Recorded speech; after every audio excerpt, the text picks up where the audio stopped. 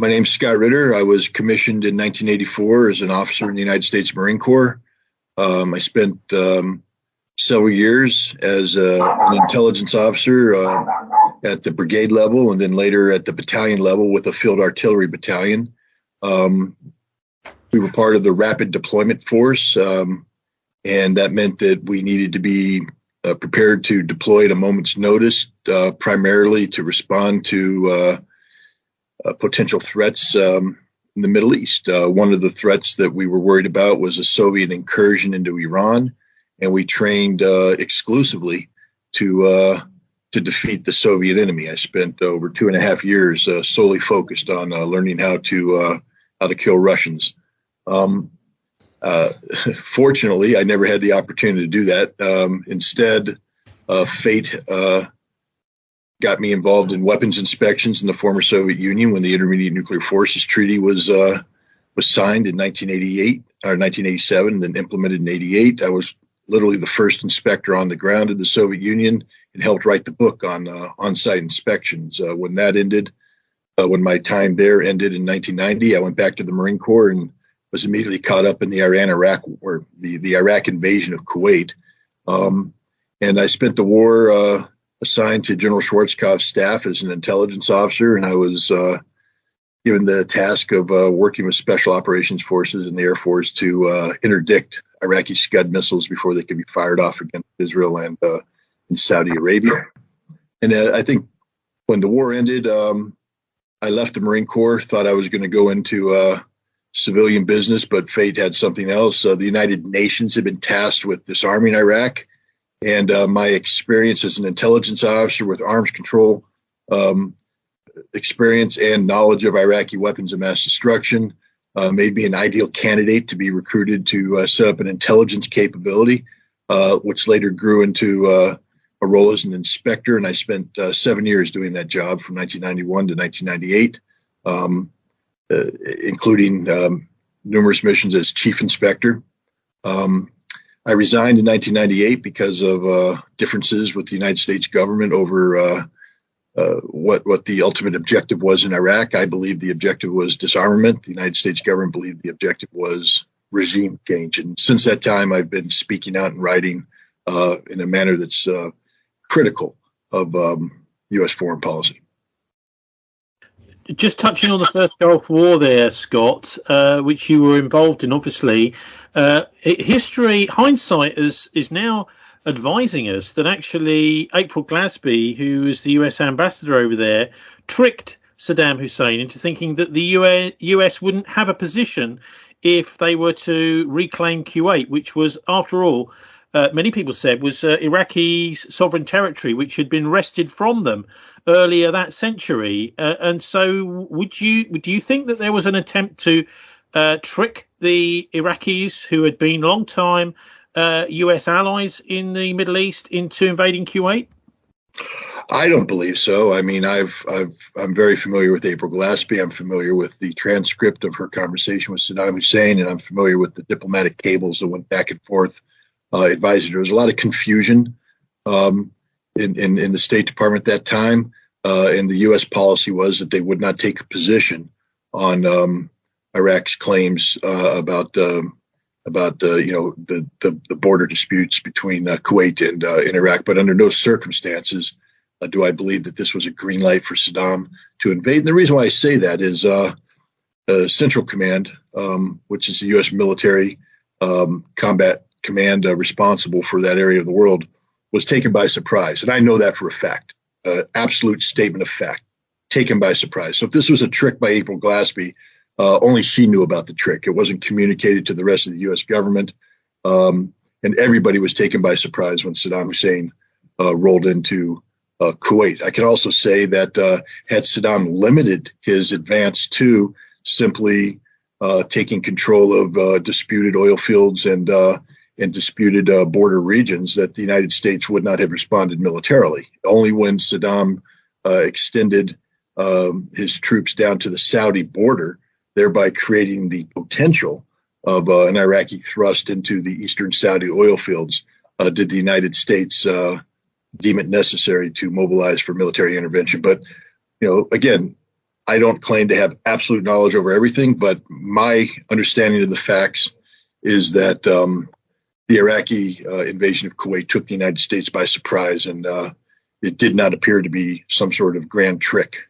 Yeah, so I mean, CENTCOM may have been taken by surprise, but possibly other parts of the U.S. command structure weren't, and maybe even other nations allied to the US weren't. But anyway, this unified command structure of which CENTCOM is a part, I've noticed over the years the Russians, formerly the Soviets, particularly the Chinese these days, are pointing to this and saying, well, how arrogant the United States has got this unified command structure which covers the world, where the US military is actually targeting the entire world with its stratagems, and this is a dangerous thing, and that actually the US should back off and maybe just have a defensive command for the United States, for North America, and forget the idea of trying to have US military influence all over the world.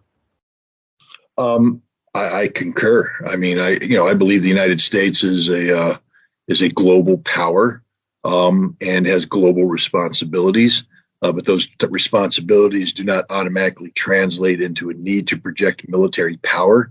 And I think that these unified combatant commands, are inherently disruptive to international peace and security. One of the main problems, besides the fact that we forward deploy military forces who want to engage in combat on a moment's notice, is that the military ends up taking over relationships between the United States and other nations. I can state with just absolute certainty, and I guarantee you every civilian ambassador in the region would agree with me, that the most powerful person representing the United States in Saudi Arabia during the period of time that I was involved was not Chaz Freeman, the U.S. ambassador to Saudi Arabia, but Norman Schwarzkopf, the commander of CENTCOM.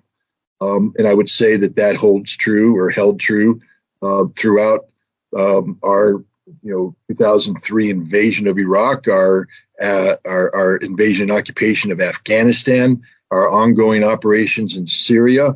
It's not the civilian leadership, it's not the ambassadors, it's not the State Department that is taking the lead in representing the United States. It's the military combatant commands, and this is a huge problem. So, I agree. The best thing we could do is dissolve these combatant commands. First of all, right now the United States is having a recruiting problem. The quickest way to recoup tens of thousands of personnel is to dissolve these combatant commands and send those people back down to their respective services so they can have real jobs that aren't disruptive to international peace and security. But, and you don't need to have these combatant commands. The United States is a mature military force. If a situation arose where we had to deploy forces overseas, our independent, the Marine Corps, the Army, and are capable of forming ad hoc combat commands for that purpose. You don't need to have a full-time staff that's taking the lead in representing American interests abroad, because then America becomes defined by its military power and not its diplomatic strength. To what extent are these unified command structures staffed by former proven field officers? Because the big danger here is that if they're not, then you've got a kind of ivory tower where these guys, and they normally are guys, are making decisions which will affect tens of thousands of soldiers, possibly many millions even of civilians, without having sufficient experience and proven success in the field. Well, it's not just success in the field; it's success in your in your respective branch of service. I mean, if you're a Marine, you should know about the Marine Corps. You should have time in the Marine Corps, in the Fleet Marine Force, in your chosen military occupation specialty. And then you have value added when you join a joint staff. But what's happening is that, we've created this network of what are known as purple positions, purple being, of course, joint positions. And people can spend a career in purple positions, meaning they don't know anything about their branch of service. They don't have any experience in a combat arms or combat support, MOS. They're simply staff officers, professional staff officers who spent their entire career behind a desk working a problem from a theoretical standpoint as opposed to applying practical knowledge to real world problems. So this is a huge problem. And again, I think one of the best gifts we could give to military recruiters is to dissolve these combatant commands and take the tens of thousands of personnel who are currently assigned to them and return them to their respective branches of service so they can get real world experience doing the jobs they're supposed to do, not these congressionally mandated jobs that only dilute American power. And as you said, we end up, having people operate from an ivory tower who have no real world experience, they've never gotten feet on the ground, boots on the ground. They don't have any dust on their boots. And that's just not a good thing. I'm just chuckling here, thinking of the comparison with the London media, particularly the broadcast media, which is managed and operated by a whole phalanx of managers who've never been anywhere near a live microphone or a camera. And I think this is a particularly bizarre aspect of modern society, that many of the people that are actually running things have had no experience anywhere near the ground. Anyway, look, the big conflict at the moment is in Ukraine. A lot of people looking at that, and there seems to have been some changes over the last week or so, Scott, with actually critical voices in the West coming into the Washington press, the London press, about Zelensky himself, that he may not be up to the job. Well, there's no doubt that he's not up to the job. He was never up to the job. He was always a comedian who was punching above his weight.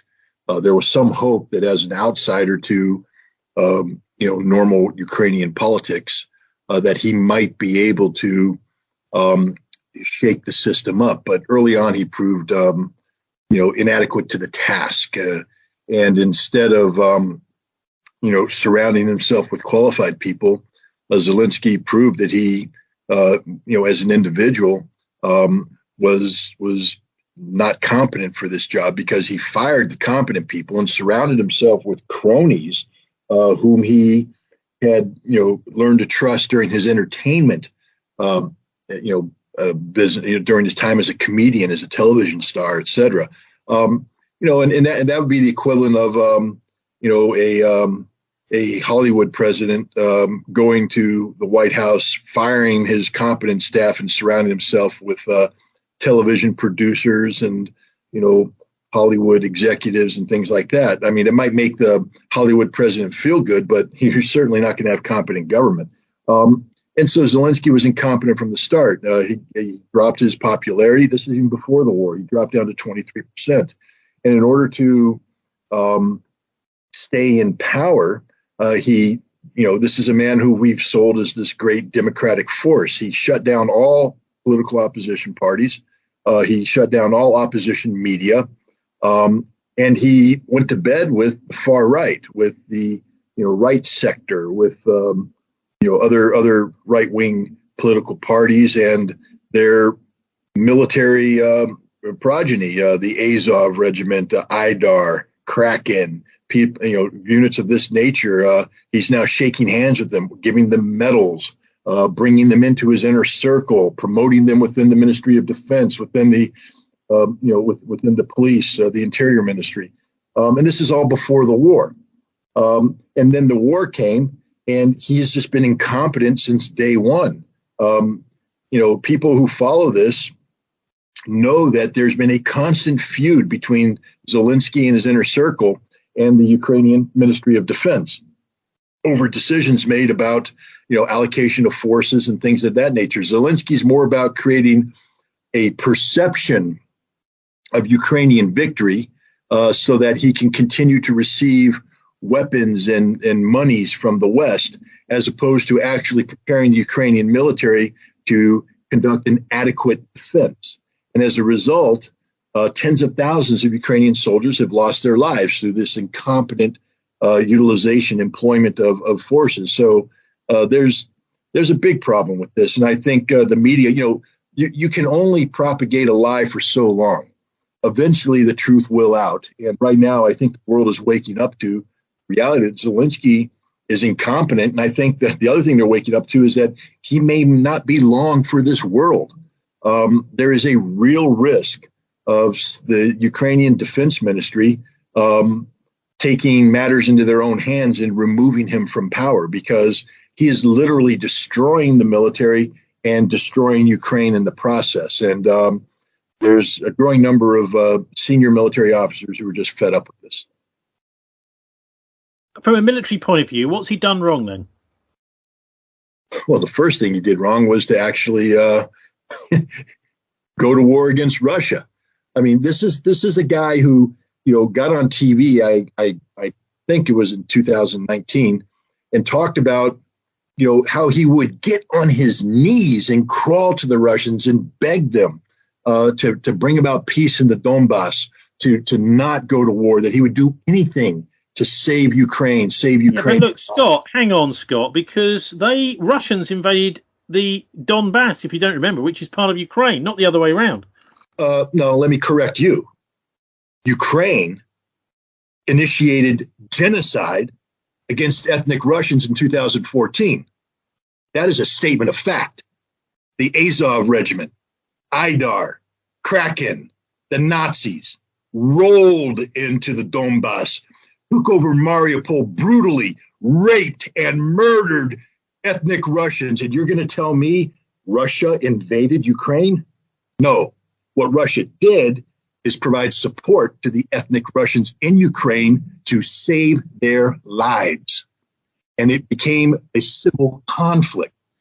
Russia, throughout this period of time, from 2014 to 2022, respected the territorial integrity of Ukraine. They refused to recognize the independence of the Donbass. Even when the citizens, the ethnic Russians, said, we want our independence, we want to be part of Russia, Vladimir Putin and the Russian government said, no, you are part of Ukraine. What we will fight for is to have the Ukrainian government give you autonomy, respect your language, your culture. Because remember, these neo-Nazis working in Kiev banned the Russian language, banned Russian culture, banned being Russian. They call them orcs. They treat them as subhumans. This is all this documented fact. And the Russians said, we'll fight to protect your rights, but you are part of Ukraine. In 2015, the European, France and Germany formed something called the Normandy Forum. And they worked with the Ukrainians and the Russians to come up with what's called the Minsk Accords. Ukraine agreed to implement this. What was required is for Ukraine to take the Minsk Accords to the parliament and get it ratified so that these new laws would be passed, and then we'd have peace. Peace would break out. The Donbass would be Ukraine. The ethnic Russians would have their rights protected. Ukrainian government never ratified it. Why? We now know. Poroshenko, the president before Zelensky, has admitted that the Minsk Accords was a sham from the start. A sham. The sole purpose of the Minsk Accords was to buy time so that NATO could train the Ukrainian army, so that the Ukrainian army could forcefully conquer the Donbass. And NATO did that from 2015 to 2022. NATO was training a battalion every 55 days. That's 40 battalions that were trained, equipped, and organized by NATO, sent east for the sole purpose of killing Russians. And we also now know that the Ukrainians took this army, 60,000 of them, and massed them in eastern Ukraine, preparing to carry out their own offensive against the Donbass starting in March of 2022. What the Russians did is, in accordance with Article 51 of the United Nations Charter, implemented what's known as collective preemptive self-defense. You say, that's weird. That's like word spaghetti. What are you doing, Ritter? I'm using the same language that NATO used to justify their military intervention in Kosovo in 1999. Russia didn't invent this. They just perfected it. And then so Russia carried out a preemptive military attack to prevent Ukraine from moving on the Donbass. Russia didn't invade Ukraine. Russia carried out a special military operation. I'm not playing games here. An invasion is war. And if Russia went to war against Ukraine, we wouldn't be having this conversation today, because Ukraine would be wiped off the face of the earth. Russia carried out a special military operation to prevent Ukraine from launching a military assault on the Donbass. Remember, before Russia invaded or carried out the special military operation, they recognized the independence of both the Lugansk People's Republic and the Donetsk People's Republic. And they did not want to do for 8 years, but they were compelled to do it because it became apparent that Ukraine was never going to implement the Minsk Accords and that NATO was never going to be a good faith partner in this, that instead NATO was seeking to have Ukraine join NATO and take this 260,000 man army that NATO trained and use it aggressively against ethnic Russians. So no, I take great umbrage at the notion that Russia invaded Ukraine. They did no such thing. Okay, Scott, I did interrupt you, and you were just explaining how it is that Zelensky, what military mistakes he's made that might mean that his defense ministry might actually turn on him. Well, the biggest mistake he made was going to war with Russia. The next biggest mistake he made was not recognizing that Ukraine lacked sufficient military force and structure to prevent Russia from liberating the Donbass. What Zelensky should have done early on was accept the Russian terms, accept the loss of the Donbass, accept the loss of Crimea, preserve his nation, preserve his sovereignty, etc. That didn't happen. The other thing was that, and by doing this, you understand, he locked Ukraine into a battle they could not win because the vast majority of the Ukrainian forces now became pinned down in the Donbass. You see, if had he withdrawn from the Donbass, he would have preserved 250,000 troops. Why do I say 250,000? Because that's the number of casualties Ukraine has actually suffered. We know this because there's been documents leaked by the Ukrainian Ministry of Defense, 191,000 casualties within the army, and then approximately 60,000 among the border guards, the Air Force, and other military units. 250,000 people, of whom around 70 to 80,000 are dead.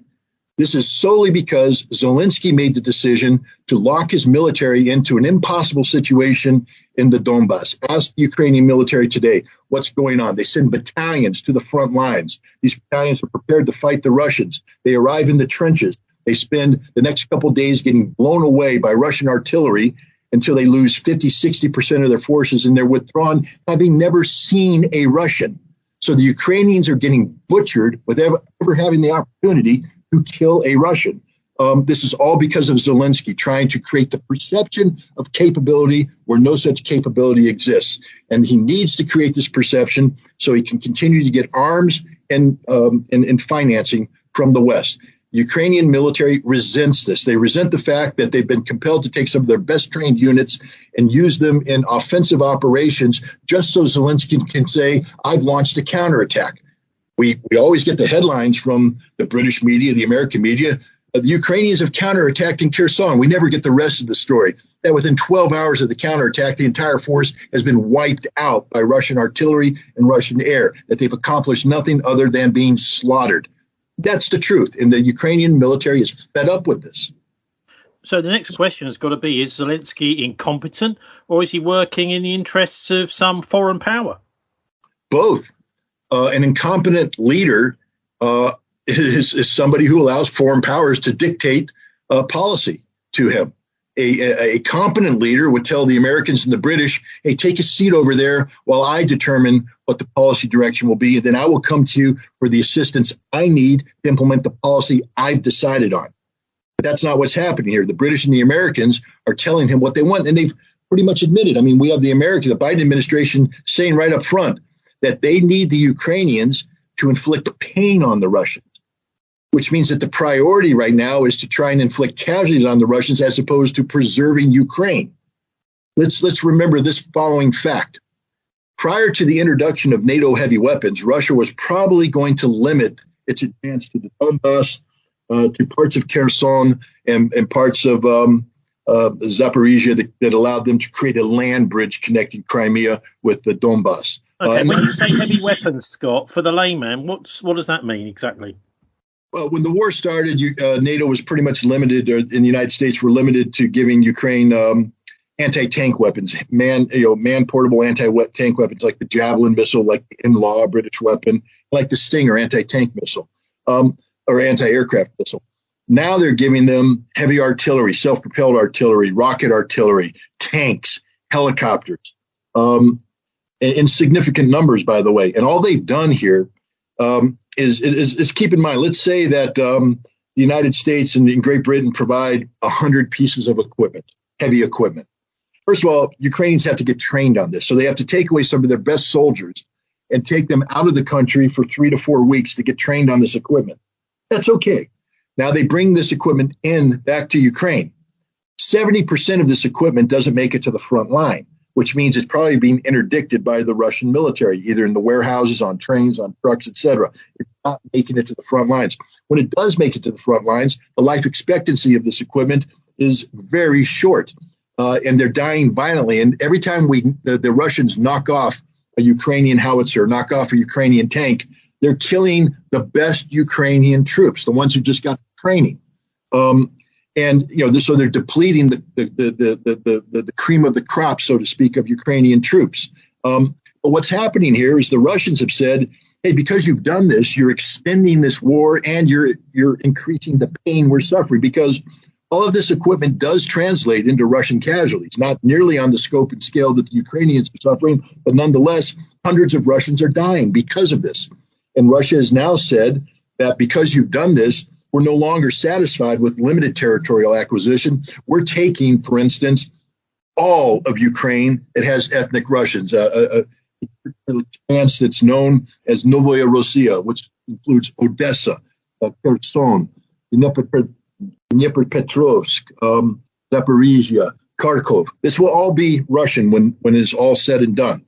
And the Russians are proving that they're going to do this because there's nothing the Ukrainians can do to stop them, even when they receive tens of billions of dollars of advanced weaponry from NATO, from the United States, from other powers. Well, this brings us on to the next question, which is reports over the last few weeks of lots of the arms, which have been the weaponry which is being supplied to Ukraine, actually simply being sold on by a kind of Ukrainian mafia to arms dealers simply to raise money. And also the same happening with the financial support for Ukraine. A lot of that going missing too, Scott. Have you heard those reports? Do you think they're true? I've heard the reports, and I am convinced they're true. I'm also convinced that the U.S. government is complicit in this. Why would I say that? Well, the $40 billion supplemental defense acquisition bill that was passed by the U.S. Congress in May of this year, one senator rose up in opposition. He wasn't opposed to giving Ukraine the aid, but what he wanted was the imposition of an inspector general who would oversee how this stuff was being utilized. Where did it get to whom it was supposed to? How were they spending the money? Was it being spent on what Congress wanted? What was happening to it? Chuck Schumer, the Senate Majority Leader, and McConnell, the Minority Leader, both came together with the support of their parties in opposition. So basically, the United States said, no, we're giving this money to Ukraine, and we're not going to require Ukraine to tell us anything about how it's spent, where it's going.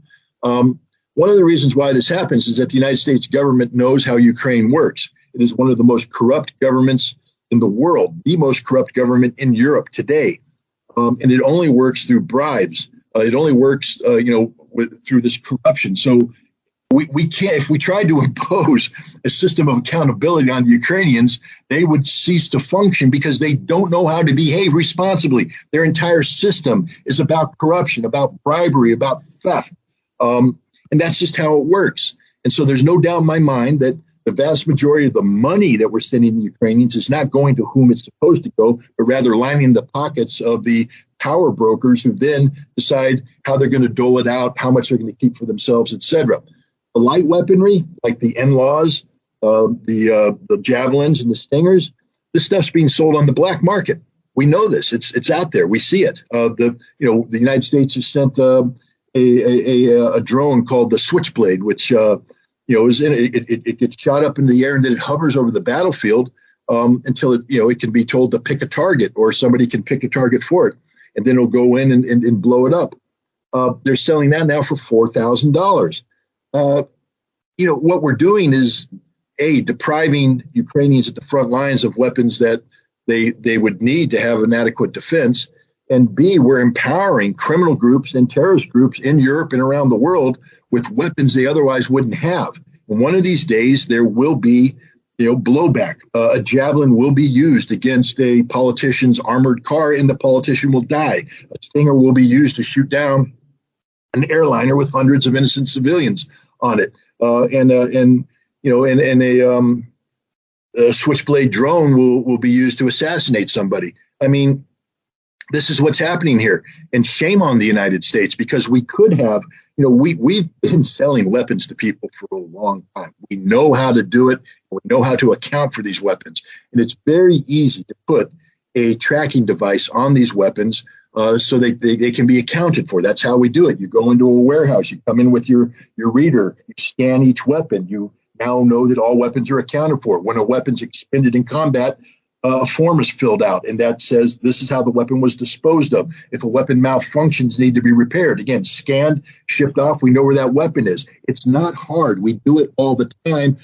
Don't do it in Ukraine, because Ukraine is, again, the most corrupt place in Europe, and it can't function with the kind of norms and standards that the rest of Europe and the rest of the world is accustomed to. Well, I noticed that it was a Ukraine. I was quite surprised to see this, Scott. Al Jazeera and other people reported back on the 17th of July, a Ukrainian cargo plane carrying weapons crashed in Greece. Well, it didn't seem to be heading towards Ukraine. No, it was heading away en route from Serbia to Bangladesh. Yeah, I mean, but what I understand is that cargo plane was actually, even though it was flagged to Ukraine, it was a contract aircraft, and that the weapons on board may not have been Ukrainian, probably Serbian. So there's something about that it's still part of the dark market for weapon sales. But I actually think on this one, the Ukrainians get a pass, not because they're innocent, just because they weren't involved in that particular scam. Also, this week, actually last week, at the end of last week, Amnesty International pointed out that you've got, they sent a special team in, a bit like your weapons inspectors, to look at the positions of deployment of the Ukrainian army, noticing that hospitals and schools seem to be their favourite positions to have as their military bases. Now, some commentators have said, well, this is normal in battle. Amnesty have called the Ukrainians out, which I found quite surprising, really. Amnesty tends to, in military situations, actually lean a little bit pro-NATO, but this time they've stuck their neck out, and they're saying that the Ukrainian army is actually deliberately endangering civilians here. Now, is it fair in military terms? Because these are the sorts of positions which the Russians will be much more reluctant to attack, Scott, aren't they? Well, first of all, we know the Russians are reluctant to attack because the Russian Ministry of Defense on a daily basis releases a list of these targets saying that in this town, the school has been occupied by this unit, boom, boom, boom. And then the Russians do not attack that location. So the Russians are calling the Ukrainians out on this, and they aren't attacking it, especially when they know that the Ukrainians, because it's not just, here's the deal. If, let's say I'm defending the city of Albany, I'm allowed to defend the city of Albany.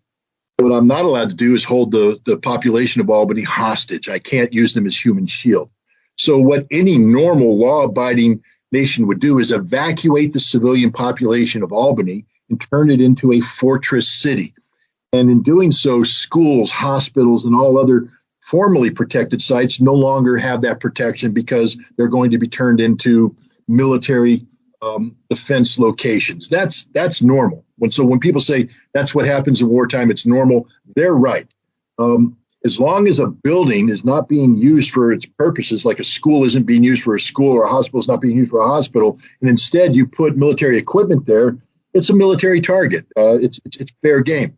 What's happening here, though, is that the Ukrainians are, they're occupying buildings and they're keeping the civilians there as human shields. And this is what Amnesty is calling them out for. This is what the Washington Post called them out for earlier.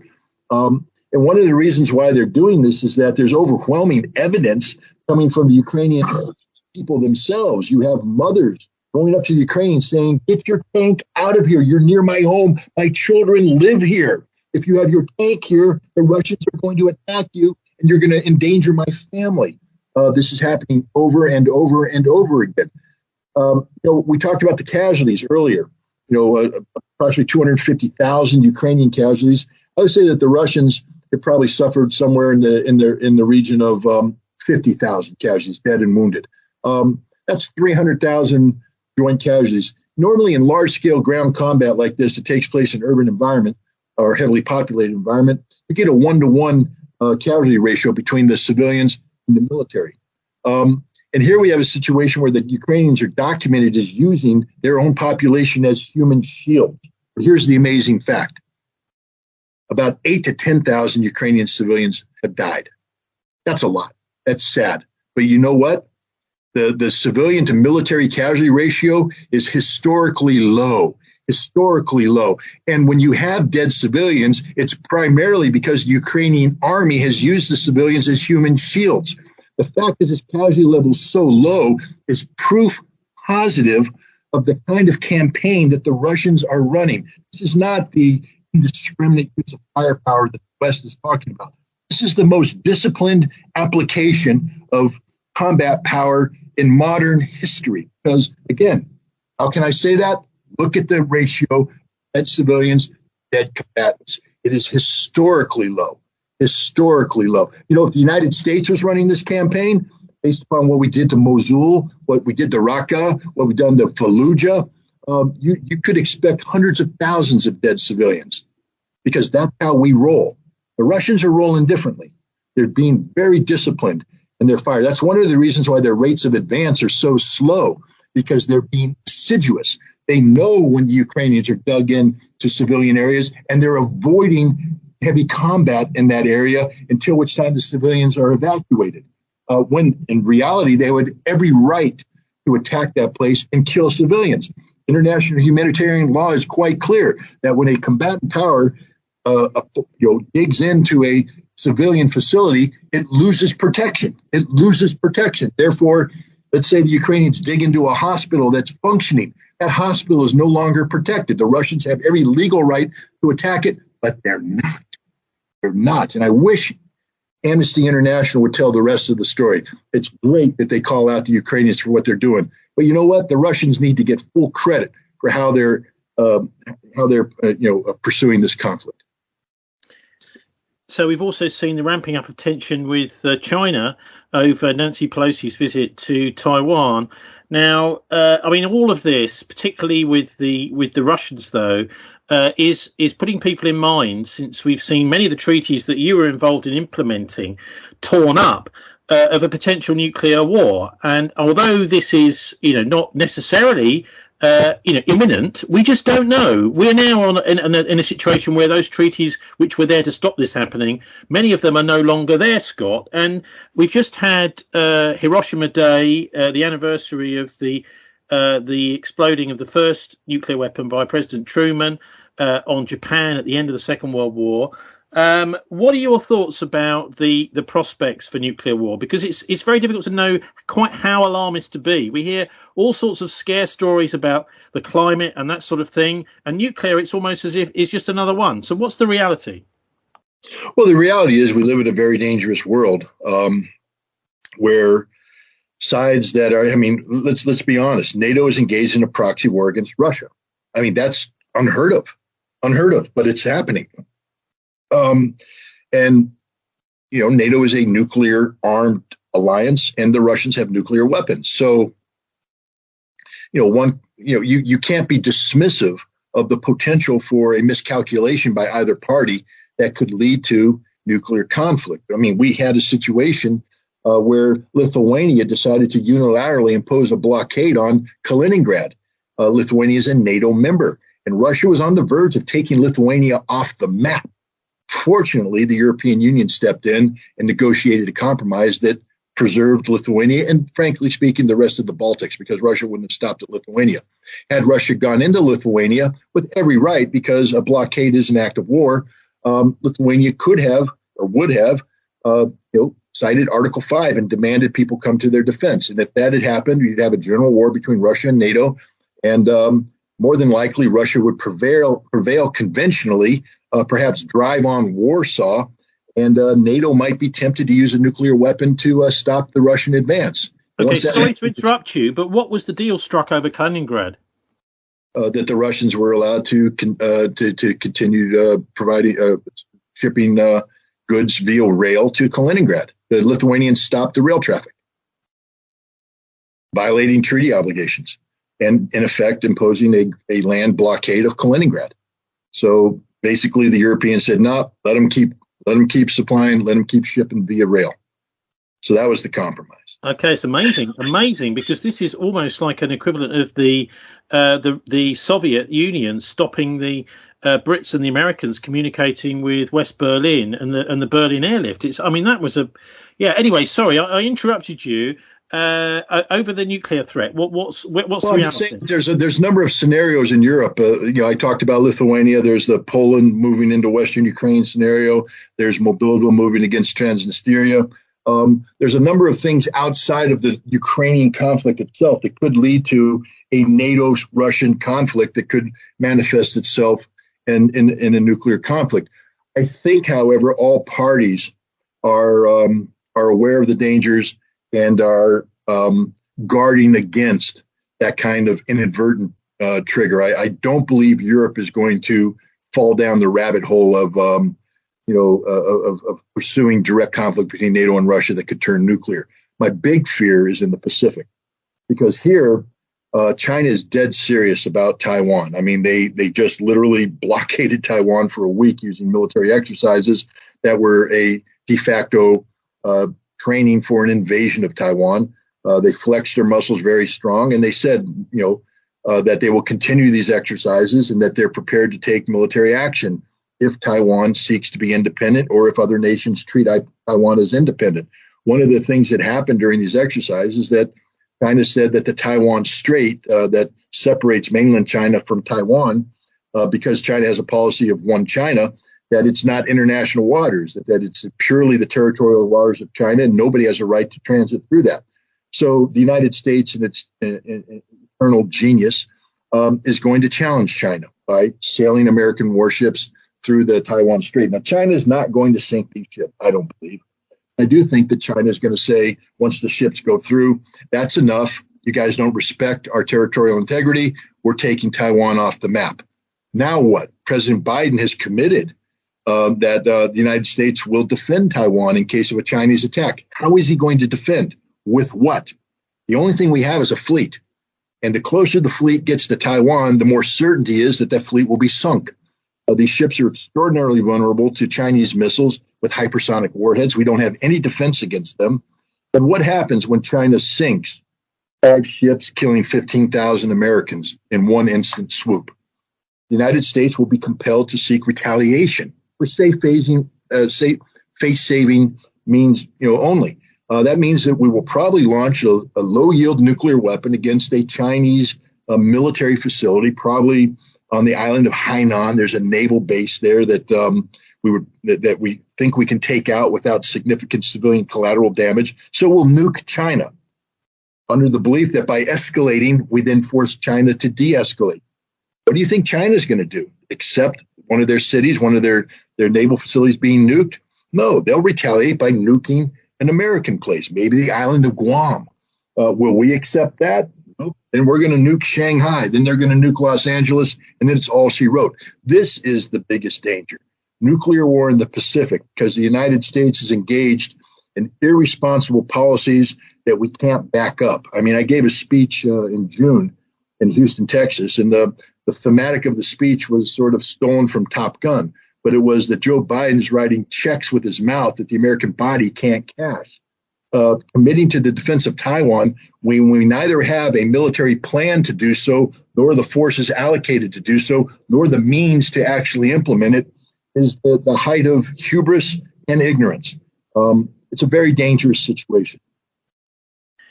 So the big news of this week, Scott, is the raid on Donald Trump's house. I wonder what you make of that. It's apparently happened just a day before the deadline for the midterm elections, because there is a moratorium on on FBI actions in the run-up to an election on political figures. And so what do you make of this raid? It seems apparently Trump has some confidential documents that the FBI, the government, would rather he didn't have. I wonder what you make of it all.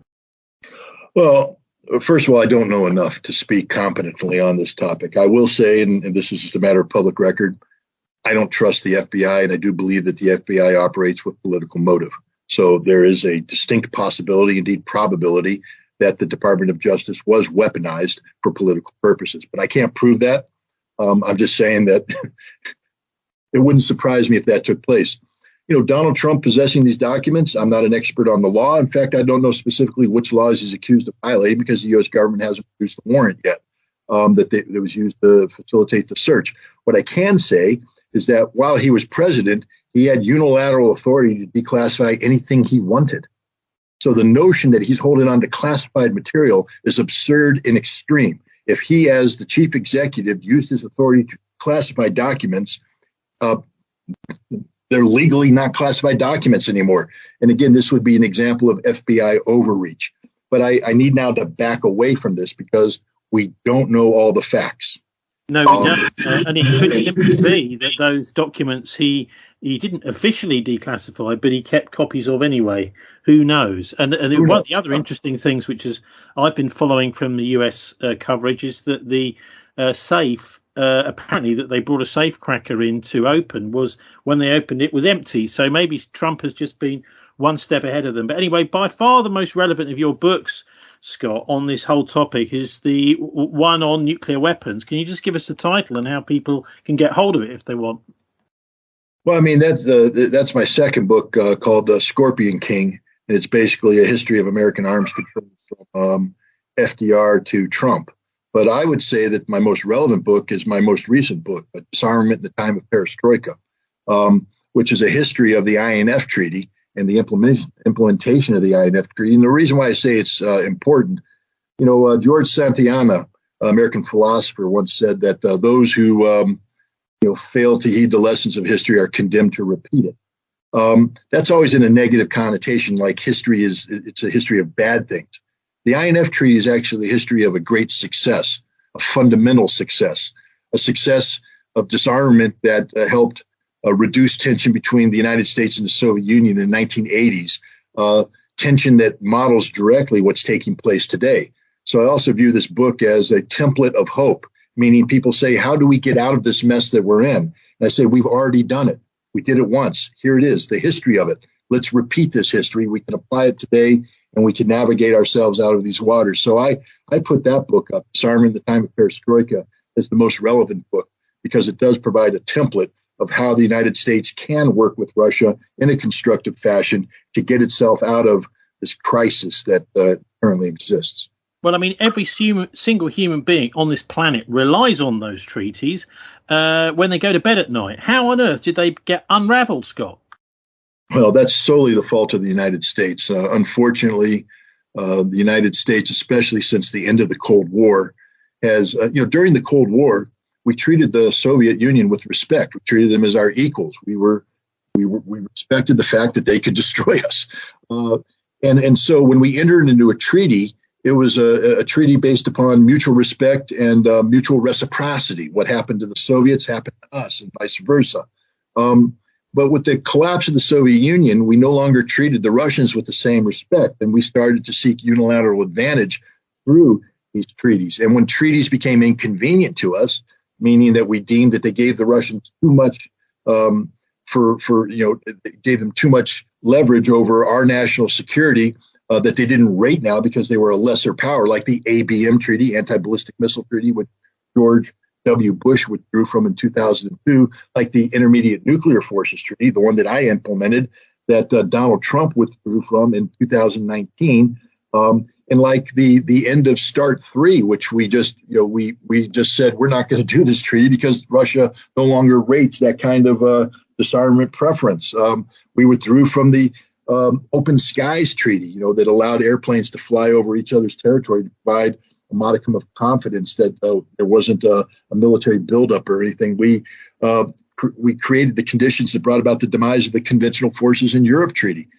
We every 4 to 8 years we elect a new chief executive, and it's usually we rotate parties. It's very rare that you get back-to-back parties, which means there's an inherent inconsistency in American foreign policy and American national security policy. Since 2000, Vladimir Putin's had to deal with, Bill Clinton, George W. Bush, Barack Obama, Donald Trump, and Joe Biden. Every one of those presidents had a different approach to foreign policy and national security policy. So Russia's getting seesawed, whiplash back and forth with an inconsistency that's inherent in the way that America does business. And one of the downfalls of this is that chief executives just make a decision that they no longer want to implement treaties that were ratified decades ago. And so we've proven ourselves to be untrustworthy when it comes to this kind of treaty. And that's why, again, I say with the INF treaty, the history of it, that was the ground-breaking treaty. That's the one that broke the ice on on-site inspection. That's where the term trust but verify became in vogue. We need to recapture that moment. We need to re-inject trust into our arms control relationship with Russia. We've done it in the past. We can do it again. And hopefully we can also educate Congress with the need that once they ratify a treaty, they need to rise to the defense of that treaty, not allow a chief executive on a whim to withdraw from it. Because all you do in when that occurs is that you think you're getting improving American national security policy, but what you're doing is diminishing global trust in the United States as a reliable negotiating partner. Yeah, I'm reminded of the line from the 1962 Bond film Dr. No, penned by Ian Fleming, of course, British naval intelligence officer during the Second World War. World domination, same old dream. And of course, sometimes I'm afraid these things just history does repeat itself. People just decide that the old guarantees that were there for world peace just don't exist. Anyway, Scott Ritter, thanks very much for joining us once more. Thanks for having me.